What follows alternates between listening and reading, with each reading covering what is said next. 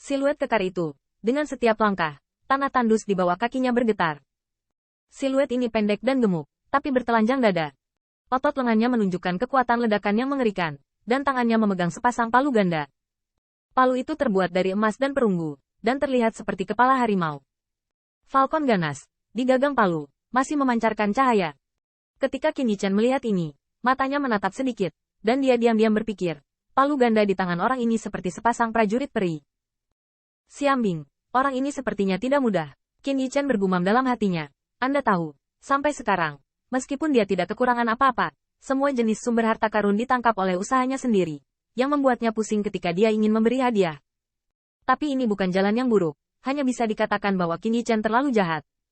Nilai prajurit peri dapat membuat Raja Abadi yang tak terhitung jumlahnya cemburu kapan saja. Bahkan jika itu adalah Sekte Abadi Yuan Surgawi, kecuali tentara peri Ni Yuntian dan Li Yang, yang sebanding dengan pedang harimau putih. Murid lain memiliki tentara peri di tangan mereka, tetapi ada lebih dari 10 orang. Selain itu, sebagian besar dari lusinan prajurit peri itu adalah prajurit peri tingkat 1, dan bahkan tingkat 2 pun sedikit. Mereka tidak bisa menandingi pedang peri yang perkasa seperti White Tiger Blade secara mental dengan persyaratan yang sama. Namun, palu ganda di tangan pemuda gemuk ini benar-benar luar biasa. Sekte Abadi Yuan Surgawi memiliki lebih dari 10 batang abadi, yang tidak dapat dibandingkan dengannya. Dan pemuda gemuk ini berani menunjukkan penghinaannya terhadap Qin Yichen dan Sekte Abadi Yuan Surgawi di mata semua orang. Selain glaive-nya, ranahnya mengejutkan semua orang yang hadir. Immortal Monarch 4 puncak lapisan surgawi. Warhammer ada di tangannya, dan dia memiliki momentum yang kejam dan ganas. Begitu pemuda gagah itu melangkah keluar dari kerumunan, ada suara udara sejuk di sekelilingnya. Bahkan dengan seorang murid kecil di belakang Qin Yichen, wajahnya berubah. Orang ini, bernama Suhu, bukan dari Sekte Abadi. Tetapi kekuatannya sendiri dan kekuatan di belakangnya tidak boleh diremehkan.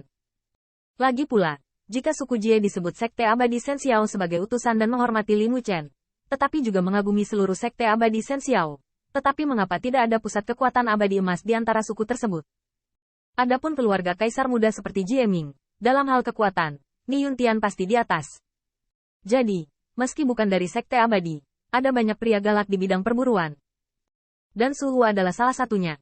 Menghadapi Qin Yichen dan Sekte Abadi Yuan Surgawi, Suhu tidak memiliki rasa takut sedikit pun.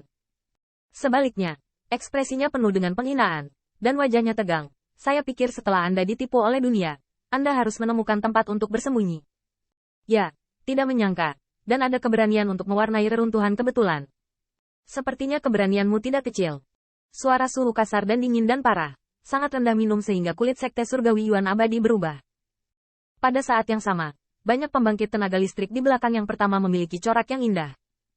Bahkan, keserakahan dan sikap dingin mereka telah terungkap di mata mereka.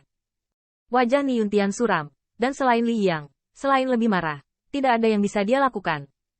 Sebagai biografi sejati penatua silsilah Sekte Abadi Yuan Surgawi, Li Yang bukanlah pemandangan yang gemilang tahun ini. Meskipun dia telah ditindas oleh Sekte Abadi Shen Xiao, dia juga tahu bahwa ada surga di luar surga. Tetapi dia selalu berpikir bahwa lawannya hanya berasal dari asal yang sama. Surga dipilih oleh Sekte Abadi. Dapat dikatakan bahwa Li Yang tidak pernah berpikir bahwa suatu hari nanti, pasukan di bawah Sekte Abadi akan bersatu dan berbicara dengan mereka seperti ini. Namun kekuatan Suhu benar-benar membuat Li Yang merasa ketakutan.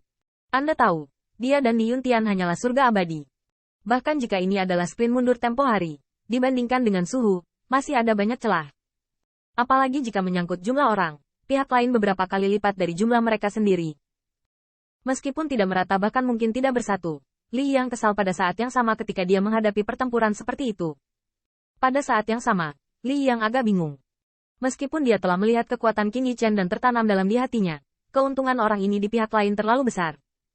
Qin Yichen, bagaimanapun, adalah tatapan bermata bintang, menatap Suhu.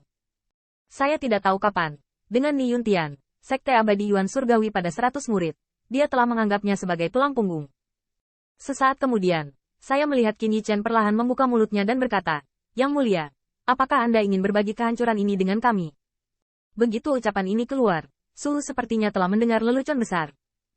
Dia mendongak dan tertawa terbahak-bahak, dan Warhammer itu gemetar beberapa saat. Hahaha. Apakah kamu mendengar itu? Nak, kamu ingin berbagi reruntuhan dengan kami? Setelah Suhu tertawa terbahak-bahak untuk beberapa saat, wajahnya tiba-tiba berubah. Dan lampu pompa mengunci matanya pada Qin Yichen. Sama. Bukankah anakmu masih hidup dalam mimpi? Banyak pembangkit tenaga listrik di belakang Suhu tidak bisa menahan tawa. Apakah aku mendengarnya dengan benar? Wajah anak ini sangat besar sehingga dia ingin berbagi reruntuhan dengan kita? Apakah dia buta atau idiot? Apakah Anda tidak melihat celah antara kami dan kami? Mungkin buta dan idiot. Apakah menurutnya ini adalah upacara alchemy Dao? HMPH, Heaven Immortal 3 Heavenly Layer, Su Yang Patriarch memukulnya. Kepala pencuri dan Sea of Consciousness mungkin meledak pada saat bersamaan.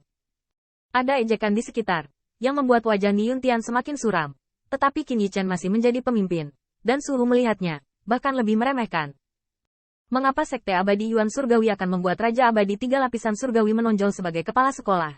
Dia tidak banyak berpikir, tetapi berpikir bahwa itu adalah nasihat Ni Yuntian yang terlalu banyak. Selain itu, ini tidak memengaruhi perhitungan Suhu. Ketika dia melihat kepalanya sedikit terangkat, ironi di belakangnya menjadi tenang. Perasaan ini membuat para pahlawan merasa bahwa Suhu merasa mendominasi. Di hadapan mata tajam Qin Yichen, nada suara Suhu mencemooh. Dengar, tuan muda ini tidak mencoba berbagi kehancuran ini denganmu. Tapi aku menginginkan semuanya. Termasuk relik ini, serta harta dan kristal peri dari kalian semua. Semuanya diserahkan. Mungkin tuan muda ini sedang dalam suasana hati yang baik, dan aku bisa membiarkanmu pergi. Begitu kata ini keluar, mata Qin Yichen bergetar, dan rasa dingin di dalamnya tiba-tiba berubah menjadi niat membunuh. Orang ini benar-benar nafsu makan. Qin Yichen tidak menyangka bahwa setelah dia membuat konsesi, pihak lain tidak hanya tidak memberikan muka, tetapi juga harus membuat kemajuan. Tidak. Ini bukan lagi 1 inci, tapi 1 inci. Tahukah Anda, kehancuran ini hanyalah kehancuran level 3 itu saja. Meski belum dieksplorasi, harta peluang di dalamnya pasti tidak seberharga 100 murid di atasnya dan Sekte Abadi Yuan Surgawi. Bahkan Qin Yichen merasa bahwa peluang peninggalan level 3 ini dapat dibandingkan dengan miliknya sendiri. Itu tidak mudah. Ketika pihak lain berbicara, itu untuk mengambil semua reruntuhan dan harta karun mereka. Suhu, itulah yang dia maksudkan. Suhu tahu tentang panen reruntuhan level 3, tetapi dia lebih ingat bahwa pada upacara Akbar Imektal Surgawi, Sekte Abadi Yuan Surgawi, di bawah kepemimpinan Qin Yichen, memenangkan beberapa 10.000 kristal peri,